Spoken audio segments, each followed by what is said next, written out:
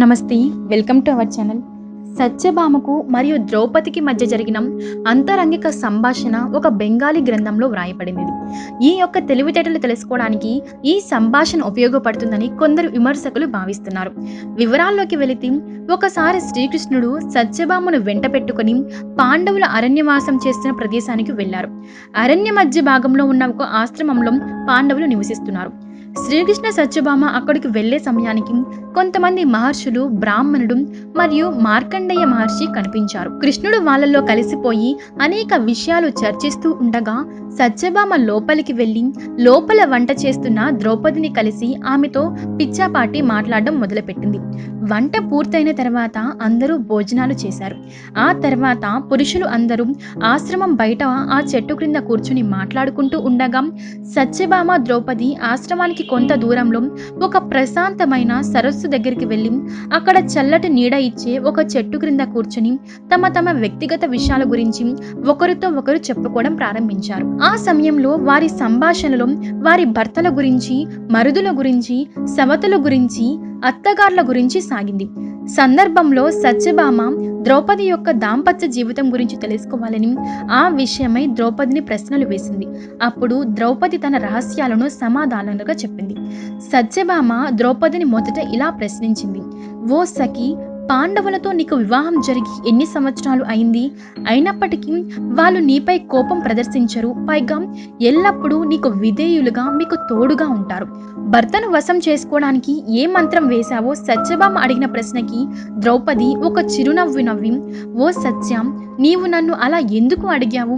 నేను ఊహించుకోగలను. నీవు కూడా నా పద్ధతులను పాటించి మా కన్నయ్య గారైన శ్రీకృష్ణుడు ఎల్లప్పుడూ నీకు విధేయుడుగా చేసుకోవాలని అని ఆశపడుతున్నావు అని నాకు అర్థమైంది. ద్రౌపది మాటలకు సత్యభామకు చిరు కోపం వచ్చింది. ఆ కోపాన్ని చిరునవ్వుగా మార్చుకుంటూ సత్యభామ ఇలా అన్నది: మీ అన్నగారు సామాన్యుడు కాదు. ఆయన ఎవరికి వశుడు కాదు. ఎవరి వద్ద వారి మాటలు, చేతులతో మాయ చేస్తూ ఉంటాడు. అలాంటి వాడిని ఇప్పుడు నా దగ్గరే ఉంచుకోవాలి అంటే ఈ వశీకరణ మంత్రము నాకు తెలిసి తీరాలి. అలాంటిది ఏదైనా నీ దగ్గర ఉంటే చెబుతామని ఆశ పెడుతున్నాను, సత్యభామ చెప్పింది. విన్న ద్రౌపది పక్పక్క నవ్వి సత్యభామతో ఇలా అన్నది: ఓ సత్య, భర్త వశీకరణానికి లొంగడు. అలా లొంగడు అని ఎవరైనా అంటే అది శుద్ధ అబద్ధం. నీకు లొంగ తీసుకోవాలని ఆశ ఉండడం వలన ఈ మందు మాకు పెట్టాలి అని ప్రయత్నించవద్దు. వశీకరణ మందు తిన్నవారు కుష్టు రోగము, మూర్ఛ రోగము, నపుంసకత్వము పొందుతారు. అప్పుడు అసలుకే మోసం వస్తుంది. అదీ కాక శ్రీకృష్ణుడు మహామేధావి. ఏం చేసినా అతడికి ఇట్టే అర్థమైపోతుంది. అందువలన వశీకరణ మంత్రంతో లొంగ తీసుకోవడం నీకే కాదు, దేవలోకంలో ఉన్న ఊర్వశికి కూడా సాధ్యం కాదు. ద్రౌపది మాటలకు సత్యభామ ముఖం చిన్నబుచ్చుకొని మౌనం వహించింది.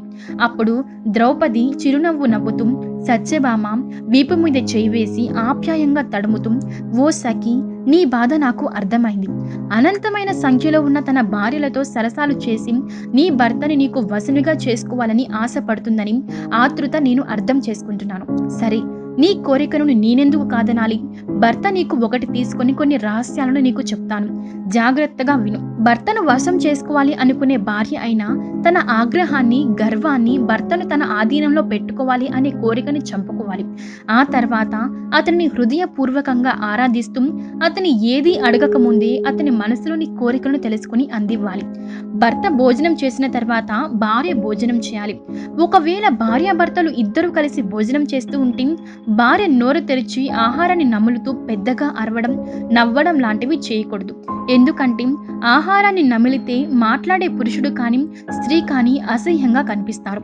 వాణ్ణి కూడా అలా అసహ్యంగా కనిపిస్తే భర్తకు ఆమె మీద ఉండే ఆకర్షణ కొంతవరకు తగ్గే అవకాశం ఉంది. అందువల్ల భర్తతో కలిసి భోజనం చేసేటప్పుడు మౌనంగా భోజనం చేయడం మంచిది. భర్త వినేటట్లుగా తీర్చడం, అపాన వాయువును విడుదల చేయడం లాంటివి చేయకూడదు. ఎందుకంటే పురుషులు తన భార్య లేదా తనకు నచ్చిన స్త్రీ విడుదల చేసిన భౌతికమైన శబ్దాలు, నవ్వడం వంటి వాటి మీద చాలా ఆసక్తి కలిగి ఉంటాడు. అలాంటి పురుషుడికి మీద భర్తకి భార్య చేసే శబ్దాలు ఏ మాత్రం నచ్చవు. వాటి వల్ల ఆ భర్తకి భార్య మీద ఉండే వ్యామోహం తగ్గిపోయి అవకాశం ఉంటుంది. ఒక తల్లి తన కుమారుడికి ఎంత శ్రద్ధగా వంట చేసి వడ్డిస్తూ ఉంటుందో అంతే శ్రద్ధగా భార్య తన భర్త మీద ప్రదర్శించాలి. నీకు సేవలు చేయడంలో, నీ గురించి ఆలోచించడంలో నీ తల్లికి నేను ఏ మాత్రం తీసిపోను అని అతనికి అర్థమయ్యేలాగా చేయాలి. ఒక పురుషుడు హృదయంలోకి చేరుకోవాలి అంటే అతని ఉదర మార్గం ద్వారా ప్రవేశించాలి అని అనగా, భర్త ప్రేమను సంతృప్తిగా పొందాలి అంటే అతనికి ఇష్టమైన పదార్థాలను భార్య వండి వడ్డించాలి. భార్యకు ఆకర్షించే రూపం లేకపోయినా నోరూరించే వంటకాలను చేయడం ద్వారా ఆ భార్యని ఇష్టపడిన భర్త ఉండడని పండితులు పేర్కొంటున్నారు. ఎందుకంటే ఖాళీ కడుపుతో ఉన్న భర్తకు భార్య మీద అభిమానం ఉండదు. కడుపు రుచికరమైన ఆహార పదార్థాలతో నిండినప్పుడు మాత్రమే అతనికి భార్య యొక్క గొప్పదనం తెలుస్తుంది. భర్తని ఎప్పుడూ కూడా కటువైన మాటలతో నిందించకూడదు. అతని మనసుకి ఆనందాన్ని కలిగించే మాటలనే మాట్లాడాలి. ప్రతి వద్ద తన భార్య మాట్లాడే మాటలు ఆఖరికి ఆవిడికి జలుబు చేస్తే ఆవిడ తుమ్మే తుమ్ము కూడా సంగీతంలాగా వినపడాలి అని కోరుకుంటాడు. భార్య తన ఇంటి ప్రహరీ ద్వారం వద్ద ఎక్కువసేపు నిలబడకూడదు. ఎప్పుడూ ఇంటి లోపలే ఉండాలి. అలా చేయడం వల్ల ఇంటిని తన సర్వస్వం భావిస్తుంది అని ఆమె భర్త అనుకుంటాడు.